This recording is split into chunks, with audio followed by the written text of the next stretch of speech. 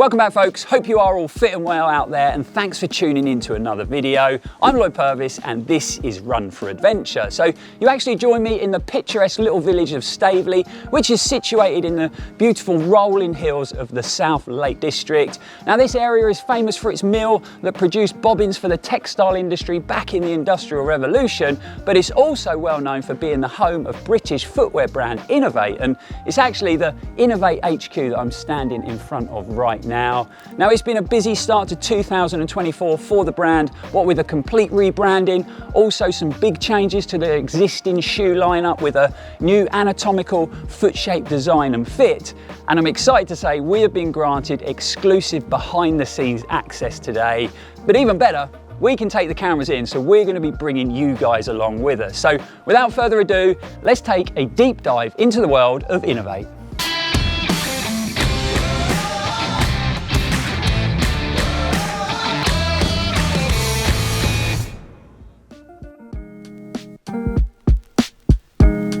Hello, mate. Hello, how are we doing? Good to see you. Good to see you again. Welcome back to the channel. Thank you for having me. Thanks for inviting us up to the latest. Welcome to INOV8 HQ. Yeah, I mean, super excited to have a look around today. You know, really excited to get that behind the scenes exclusivity. But as far as the channel telling our viewers about the INOV8 story, where do you reckon is the best place to start? Well, as it turns out today, we've actually got Ryan here, and Ryan's the son of our founder, Wayne Eady. So I think in terms of the history and everything about the brand like that, I think it'd be the ideal place to start. Let's go and have a chat. Yeah, let's go. Okay, so to start off this amazing tour behind the scenes at INOV8, I thought it'd be perfect to have a quick chat with Ryan. So he's here at INOV8 HQ, and he's actually the son of the founder of the brand, Wayne. And I just thought it'd be great to have a chat and try and get a unique insight into, you know, how the brand was started by your dad, and obviously you've seen it move through the years to where it is now. I believe it was founded in 2003. What age would you have been back then? So I would have been 14 back then, yeah. So pretty young. And, you know, how was it back in the day when your dad had this sort of vision for the brand? What sort of things did you see? So when he had initially had this vision, he was there sketching ideas for the first shoe, the concept, and it was the initial Mudrock 290. So he was there sketching it, and myself and my sister would always be so interested to see what he was doing. He would be brainstorming all these different names for the product. You know, he'd ask what we thought was good, you know, like doing our inputs. So it was great, when I look back now, kind of those memories are awesome to see, especially to see where it's started and where it's at now, yeah. So that was all literally done from home, you know? Initially, yeah, I mean, they set up an office outside in an outhouse. Yeah. So that's initially where they started, and that's where they had my dad and Graham working from. Then they went from there. They had downstairs a little warehouse where they kind of picked and packed all the product. I remember the first shipment coming in, and my grandfather, who was over from Africa, helping us kind of take in the shipment. So yeah, it's really good memories. Now we're sitting in this, you know, nice HQ building in Staveley. It's a pretty impressive journey. Yeah, he's done a good job. As far as your involvement now, how are you involved in the brand? So now I'm involved through the photography side of things and also the creative side, but then I also heavily involved in the wear testing. Okay, yeah. So a runner yourself? Yeah, running myself. Put the product through the paces. Tend to test a lot of the off-road shoes, the trail running, so the trail fly, and also the mud talons that I've been testing over the past year and a half. So it's been really good. So keen trail runner? Keen trail runner, yeah. Distance-wise, have you got a favourite distance or? Yeah, quite like the longer distance stuff. Yeah. I do enjoy the shorter stuff. So. Yeah. And as far as back in the day, can you remember what it was that kind of gave your dad the idea of starting a brand? I mean, obviously with a running background he had. Yeah, he had a running background, and then also working in the outdoor industry, and then he kind of saw there was a real niche for it, and that's kind of where it sparked that flame for him, and then it was just. He was just obsessed from different day one, you know, and it's just all about that innovation and really driving the product. Yeah, it's been really cool to see. Yeah, I think you definitely have to have a lot of vision, a lot of drive to take it from in your house sketching to where we are today. Yeah, for sure. Yeah. Well, that was awesome. Speaking to Ryan, finding out. I mean, it must be amazing for him to have seen it from them humble beginnings with his dad sketching away to, you know, where we are now in the building we're in. But I've always been fascinated in what goes into the whole development design process as far as getting these sort of trail shoes on our feet. So it'd be great to speak to someone, you know, in that design process. Yeah, we've got just a person. Luke, who is part of our footwear design team, is lined up and ready to speak to you. So okay, let's go. Up or down? Yeah, upstairs. Upstairs. Let's go. So we have come into the place where everybody tells me this is where the magic happens.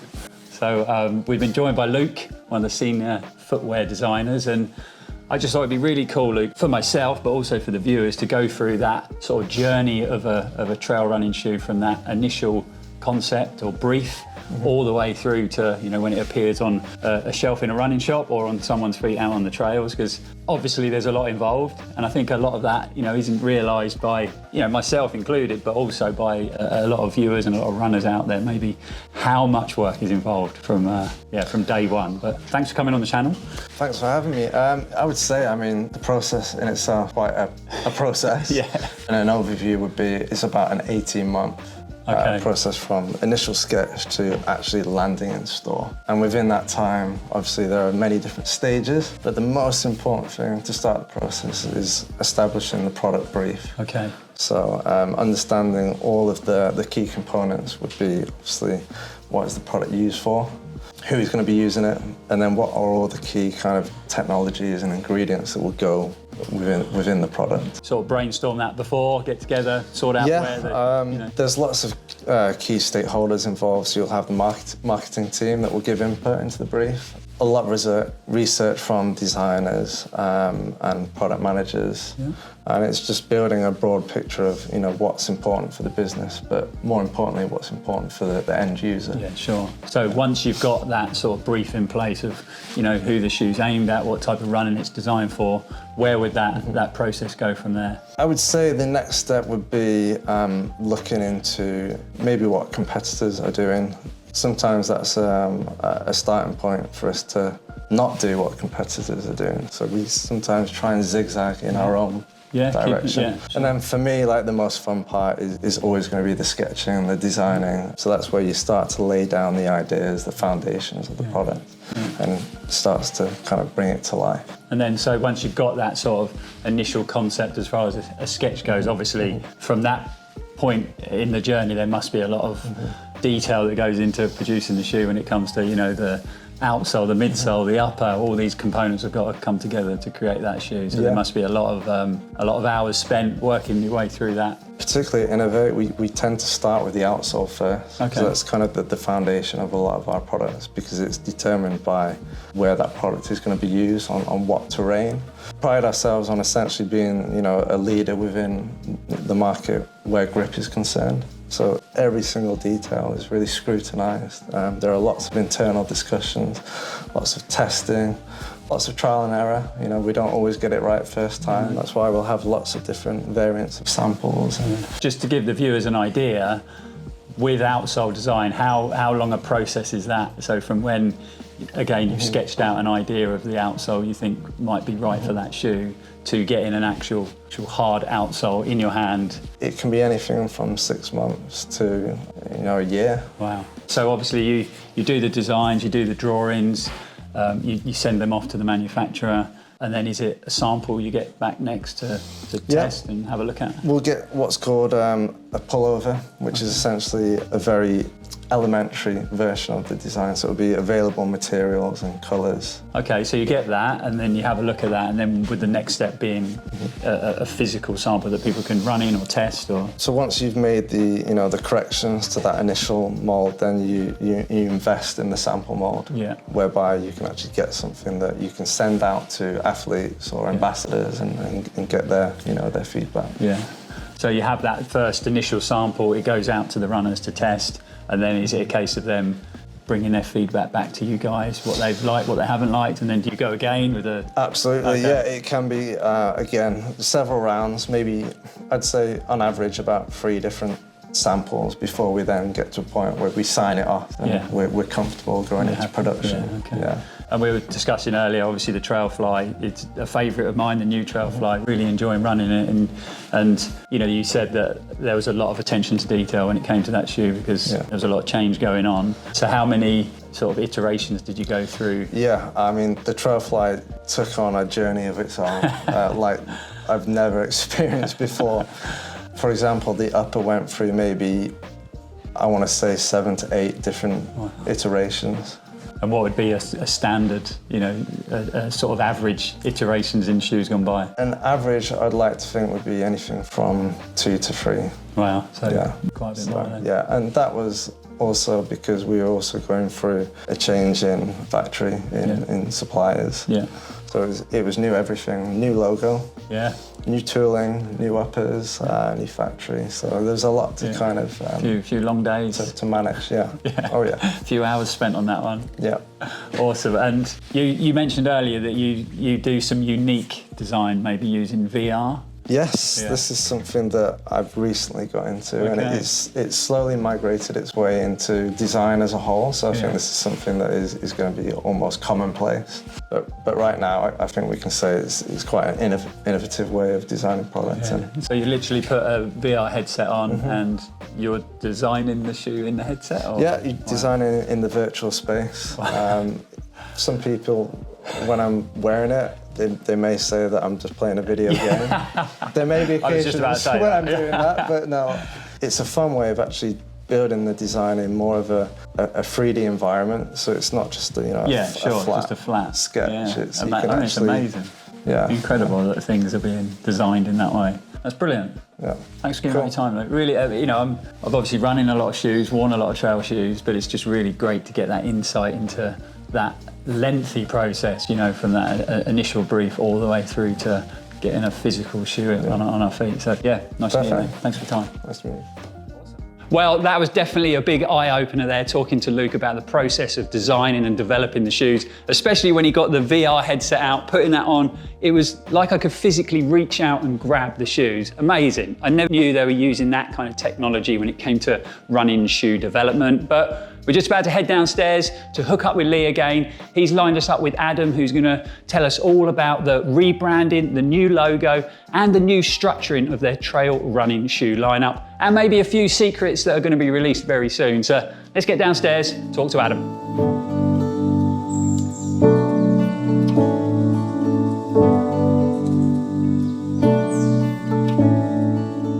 So we have headed downstairs to the INOV8 showroom. We've been joined by Adam. Welcome to the channel, mate. Thanks for giving up your time. I know you're a busy man. So we're going to have a chat with Adam. Obviously, it's been a busy 2024 so far for the brand, with quite a bit of change when it comes to the rebranding and the logo and a different sort of foot shape design and structuring of the shoes. So, you know, it'd be great to get your insight into maybe why those changes were made and a bit more of a story behind, you know, the change into the branding, the logo, and where you're going with the current shoe range. Yeah, of course. Yeah, I think it's a super exciting time for the brand, and this next period will be even more kind of intriguing to understand where the brand goes. But it's the 20th year anniversary this year, of course, of the brand, and with Wayne back in the business now, we thought it was a perfect opportunity to have a look at ourselves and look at the market, see where things are going, and really just kind of freshen things up. We want to make sure that we're not deviating away from our key heritage DNA, and that's something that's super important to us, and will be governed particularly with Wayne back in the business. But yeah, we just thought it was a really good opportunity to be able to kind of take the new collection in a direction where we've been thinking about for a few years, and kind of supplement that with a rebrand. There was a few factors behind the scenes which kind of influenced the brand in terms of the new logo, the new word mark, etc. Mainly kind of just making it more legible and more transferable on a global scale. We had a lot of people questioning whether we were INOV8, Yes. etc. So yeah, when I was in retail, I used to get a lot of that. People not fully understanding the brand name or what it was all about. So you've, I mean, definitely cleaned that up. we agonised over what the actual new logo should look like. We kind of settled upon the Talon logo, which is progressive for us. It kind of symbolises balance and agility, and really the essence of the brand previously. So there's a lot of really good support in the market for our old foot shape logo. We want to bring those consumers with us and on the journey and kind of help us in the future. So yeah, I've definitely seen that through the channel. You know, obviously a lot of existing customers that have been with you for a long time. You know, there is a bit of unsettledness there but I mean, change brings that, doesn't it? Yeah, and we've kind of supplement that with how we show up and how we speak as well. But it's all about kind of empowering the world's physical and mental fitness, and really kind of helping fulfill more sporting needs and experiences. And I think the new collection just kind of delivers upon that as well. And yeah, we're really excited for it to hit the market and kind of go out and see what people think of it. And how we can progress speaking of the new collection, obviously a lot of change there as well with the new anatomical foot shape design. But again, something that I've noticed with the change of the branding, sort of cleaning it up, streamlining it, seems to be a similar sort of process you've done to the new lineup and maybe pushing into the future, whereas before it could sometimes get a bit confusing with lots of different shoes and different numbers and so is that something that you've really worked hard on? I think the consistency is the word that I'd use. I think making sure we've got that clarity for our consumers to understand what their end need state is and then really what is tailored towards them and their preference. We had a lot of I'd say confusion probably in the old range, like you say, with the numbers, different fits, different kind of evolution of the brand. It was kind of an amalgamation of 20 years worth of kind of progression. With the new range, what we've tried to do really is put the consumer first, understand what the terrain their end use is, and then we've kind of built from there.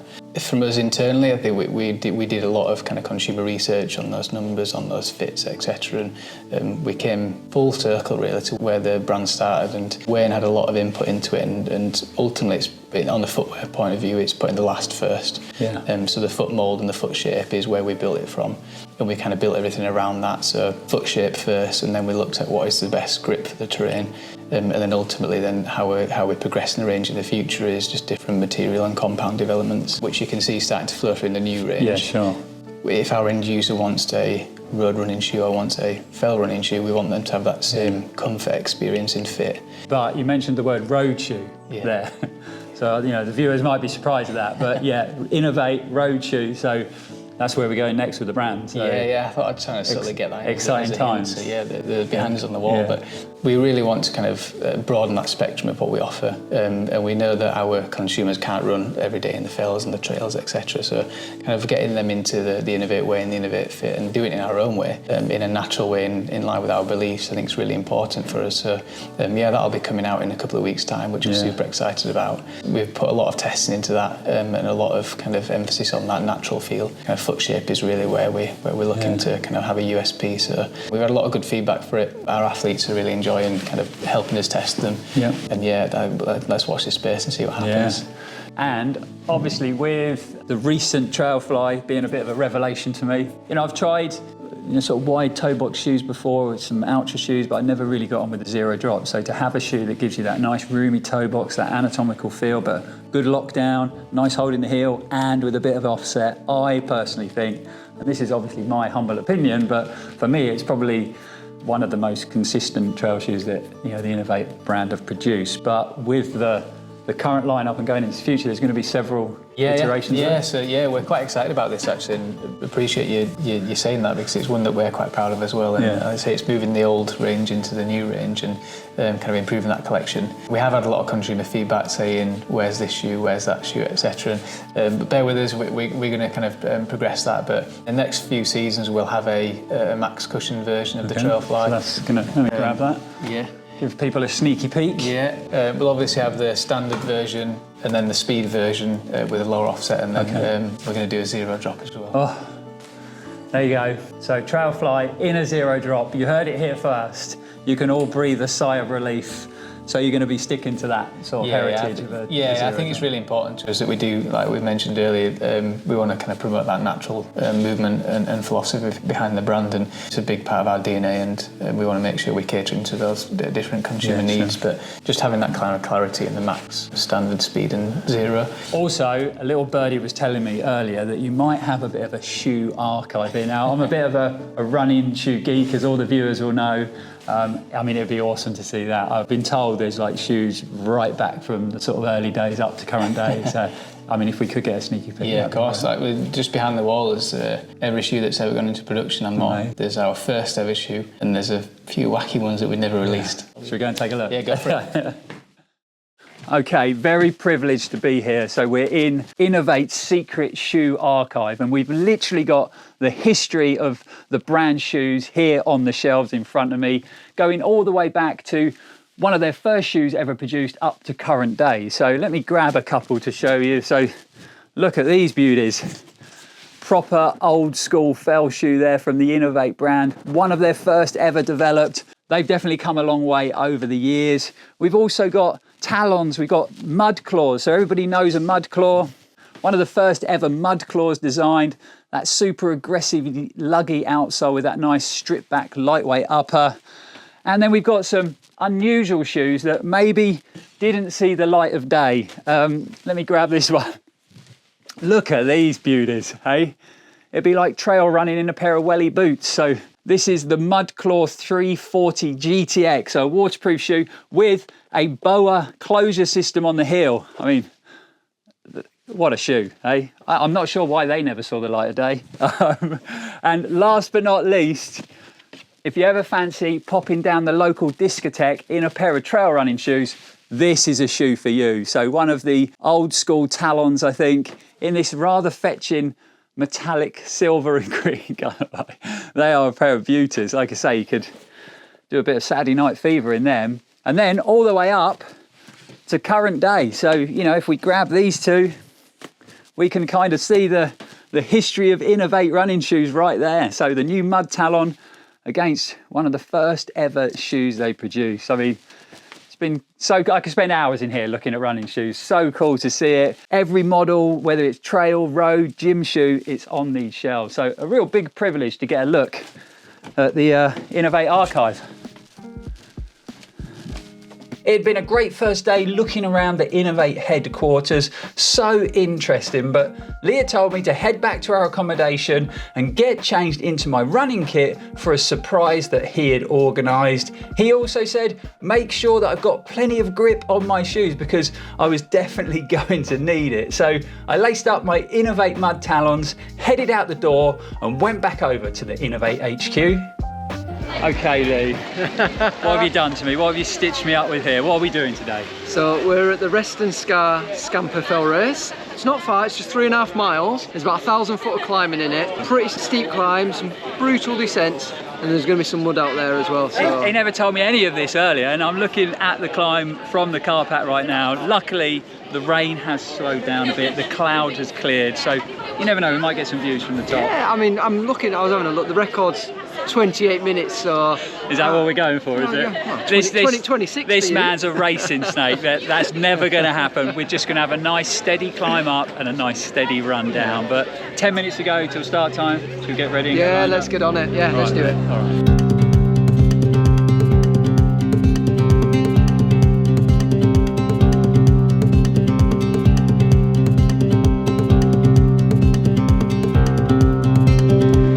We're off for fun and games.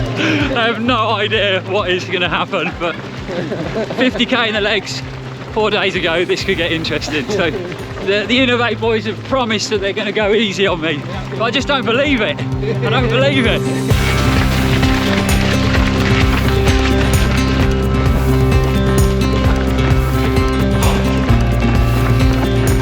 So it normally takes me about 4 miles to warm up. Was that just to lull me into a false sense of security that time? All right, We've been we've hit the hill. to do this as well. Yeah. To bring you in and then... It's just a nice gradual incline. Oh dear, this is going to hurt, I think.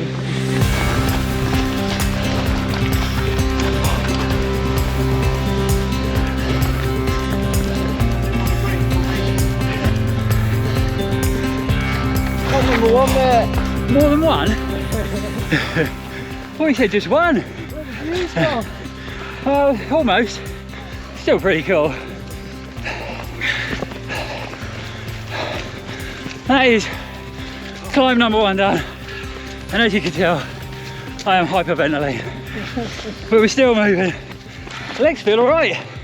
Touch wood. But yeah, whew, not sure the lungs do.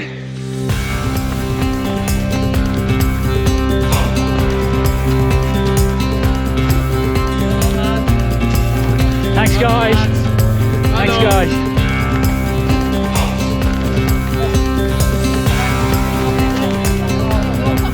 You can't beat a wobbly style when your legs feel like jelly.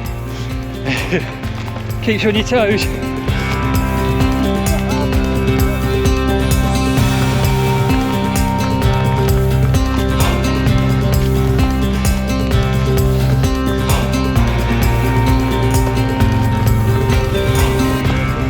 Thank you, Marshall. Can I cut across? Is that allowed? Climb number 2. Up we go, last climb. Lee assures me it's the last climb. I'm trusting you, mate.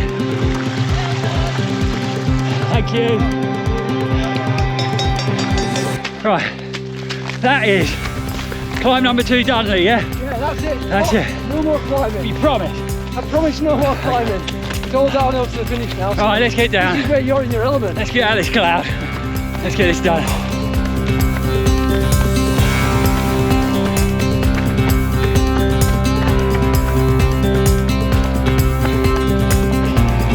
Thank you, Marshall.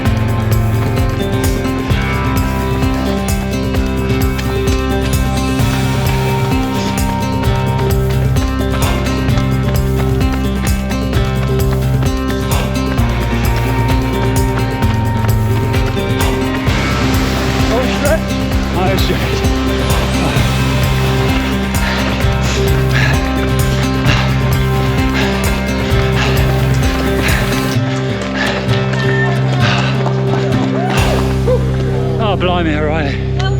Thanks, guys.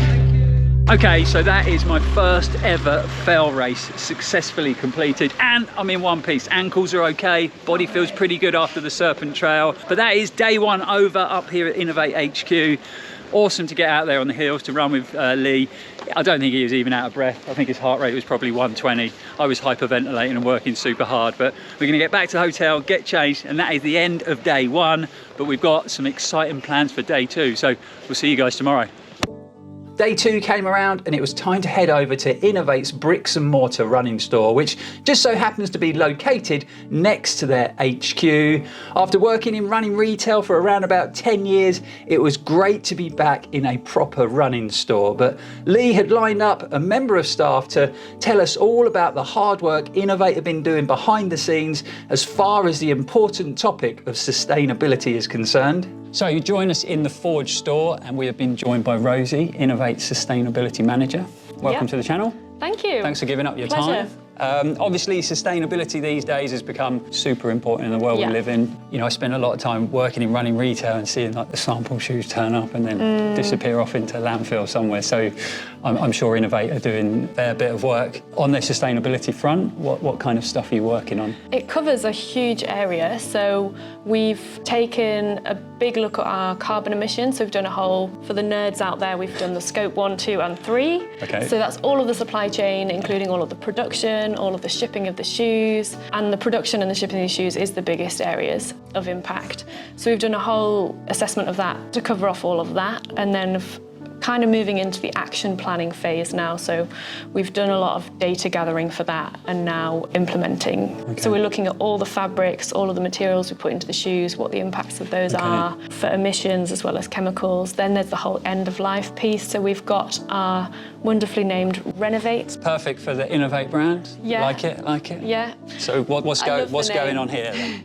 Yeah, so INOV8 is a kind of suite of services, so it covers lots of different things. We've got end-of-life trade-in, so anyone who has INOV8 gear can bring it and trade it in for an incentive. I saw the drop-off box in the corner. Yeah, so we saw all of that and we saw everything that comes back to the warehouse as faulty as well, and we separate out what can be repaired or refurbished and what can't. We've put a lot of work into finding really good recycling partners for the end-of-life stuff and trying to make sure they are actually recycled and that we can trace that process. And then anything that can be refurbished, we refurbish and we resell in the stores. And at the moment, it's quite small scale. So we started with apparel and equipment, and then we've just done the first trial with footwear, and we're hoping to just keep bit by bit scaling it up. Yeah. So someone could literally drop a top off with a rip in it, you'll repair it, and then it can get put back out on the rail for a use for some other runner. I mean, what a brilliant idea. I mean, these things are as good as new, really. Yeah. It's just there's so many things that come back. You know, even with footwear, we found someone might send something back as faulty, but it's just a tiny little fault, like the toe cap peeling off. Yeah. I mean, it happens. Not everything's going to be perfect, but it's a really easy fix, and then it's got a whole lifespan ahead of it. Yeah. And shoes, can take hundreds to thousands of years to break down in the environment. So it's really important that we have a solution for customers for that, so that they don't have to put it in landfill. They can bring it back to us and we will recycle it. And as far as the Renovate scheme, is that something that's just in this store, or are you going to roll it out through all the stores? We started in this store, so at the moment the clothing and equipment is just in the Forge, and then the footwear we trialled in our Sheffield store. But yeah, the ambition is to have it in all of our stores. Brilliant. We just work in progress. Yeah, all takes time, doesn't Yeah, it? yeah, yeah. Well, awesome. Thanks for giving up your time. Thanks Thank for you. telling us all Pleasure. about the sustainability. Renovate, great idea, but nice to meet you. Nice Thanks to a lot. meet you. Thank you. Well, that was awesome being back in a bricks and mortar running store. They really are dying out, unfortunately, in the UK. So it's great that INOV8 have got the shop here. Lovely to speak to Rosie all about sustainability. But we're heading back inside. We're going to be heading upstairs, speaking to Katie all about INOV8 apparel. Apparently, they've just invested a large sum of money in a very unique collection of mannequins. So let's get back in HQ and find out all about it. So we have made our way upstairs and we are in the design section, the apparel section, and we've been joined by Katie. Hello. Welcome to the channel. Thanks for Thank giving up your you. time. I'm sure you've been busy. I don't know whether you can see, we've been surrounded by these rather unusual looking mannequins. Looks a little bit spooky, but we're safe. Could you explain why we're here and what we're looking at? Yeah, of course. So what we've got behind us is a full set of women's mannequins, right from size 6 all the way up to size 18. So we really want to try and be really inclusive and accurate with our sizing here at INOV8. We've invested quite a lot into these mannequins. What we recognise is that body shapes change as sizes change, and actually traditional grading methods that take a standard size and kind of grade out from that don't account for that, and then you don't get that accuracy in some of the different size ranges. What the mannequins allow us to do is to really refine our development and our sizing. That means we've got a really great fit for every single size, whatever your size and shape. Yeah, I mean, they look like, as we said earlier, they're the most human-looking mannequins. Yeah, they're I've ever quite seen. scary. So, yeah, so that should work. Yeah, I mean, amazing. I mean, is this a normal thing you see in like running apparel development? Not really, it's quite unique. It's definitely something that we really want to focus on as a brand. I think we wanted to make sure that we were being much more inclusive and appealing to more consumers. I think you've probably heard earlier that we want to be a bit more, have a broader appeal in terms of our ranges. And a key part of that was making sure that we offer all of our consumers the perfect fit. So it's quite unique. I think as we've brought people into the team, they sort of said, wow, you've got a full set of mannequins. Okay, so it's a pretty unique thing to have. Yeah. And I think that our consumers will notice it. So we've been speaking obviously to a lot of people today about, you know, shoes, trail running shoes in particular, and there's been a lot of changes when it comes to the current lineup. Is there going to be lots of development going on as far as the apparel is concerned as well? Yes, definitely. So I think you'll have seen a lot of the footwear newness already coming through. In apparel, we're probably 6 to 12 months behind the footwear.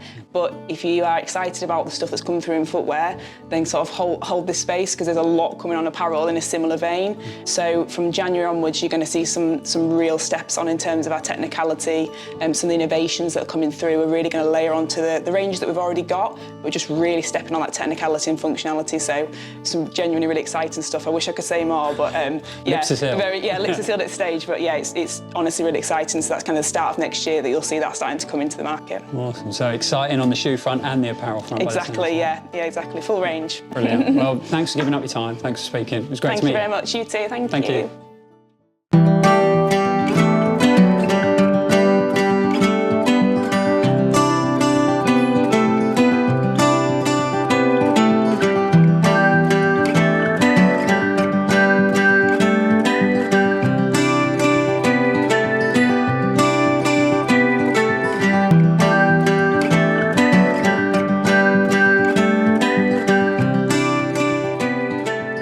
So welcome to day 2 in the stunning Lake District, and we are back out on the trails. I mean, when you're in an environment like this, you have to make the most of it. And yes, we did a fell race yesterday, which was awesome fun. I realised I didn't thank the marshals, so thanks for being out there supporting the race. It was brilliant. I really had a great time. I was a little bit nervous, but shouldn't have been. It was just good fun.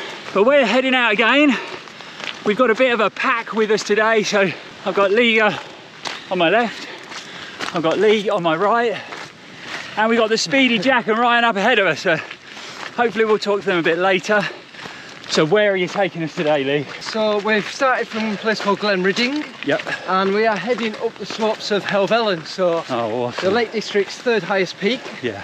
And we'll do a little loop and we'll go around the top and swing around a different way and then back down into Glenridding. Distance roughly? I would say between 8 to 10 miles. Elevation? Depending on the routes.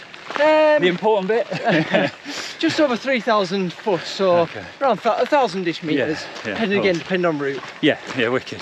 But yeah, it was brilliant last night, mate. I really enjoyed it. Yeah, it was fantastic, wasn't it? It was a really good example of grassroots trail running, I think. And the weather, the conditions just made it that much better as well. Yeah, it was proper, you know. Yeah. I mean, to be fair, it was wet, it was slippy, it was muddy, but I had the mud talons on, worked a treat, super grippy. Saw people slipping, but I felt pretty sure. Yeah, it's nice to have that confidence, isn't it, on the foot? Slightly different route today though. We're in the trail fly, so a bit more sort of compacted trail. Yeah, we're on hard pack trails today, most of the route. No real need for that 8mm lugs that you have on a mud tarn to claw in. So yeah, cool. Yeah, this trail fly should be perfect for today. Awesome, mate.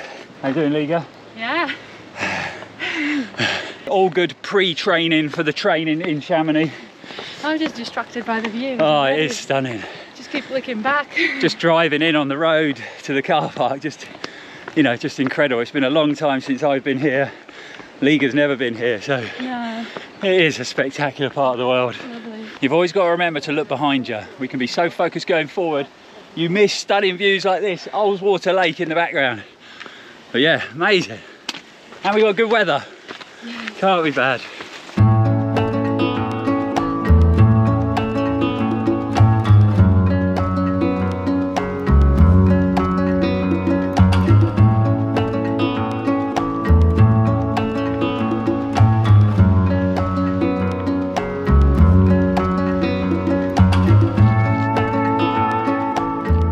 So we got a bit of cloud up high, Lee, but where are we heading next? The chunky bit of the climb's done now. Yep. So we're heading to basically the bowl below Helvellyn, and we have a choice of ridges that we can go over. Okay. There's the very famous Striding Edge, which is on the left, and then another one called Squirrel Edge, which is on the right. Okay. Both are like arêtes. Yep. Bit rocky, bit technical. Yeah, cool. Nothing we can't handle. No, all good fun.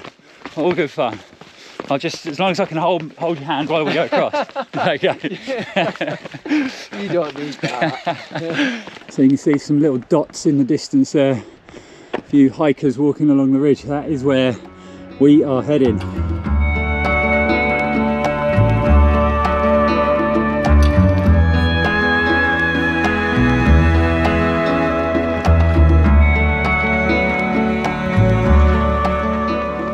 Stick to this if you want, or you can just drop down onto the path.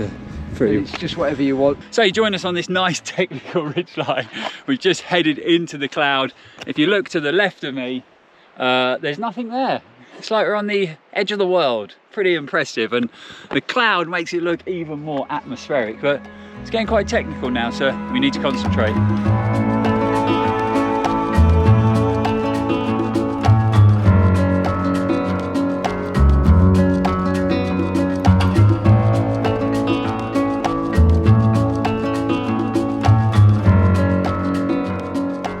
How's that, Liga? That was good fun. It was awesome, wasn't it? Yeah. A little bit, you know, sketchy at times, but took our time, nice and safe, and great experience. It looks really steep on camera, guys. It's not, okay, no, it is really steep. it's not just the camera.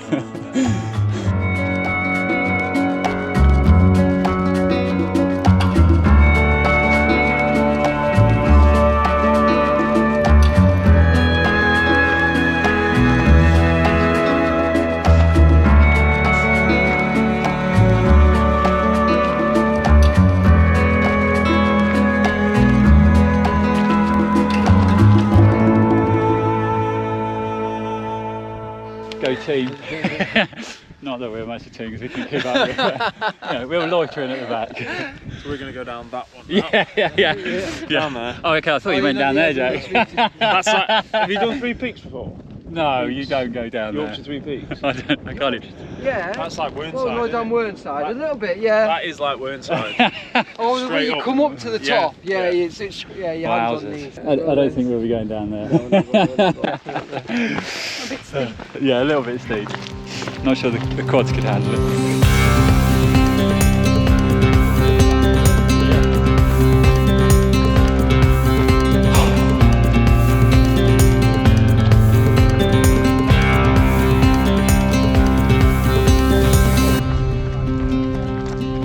today's navigator. He didn't want to leave it in my capable hands because we'd have been in the middle of nowhere looking for a helicopter. Even as a local, when the clag's down, when it's misty, or the clag as we call it, Yeah.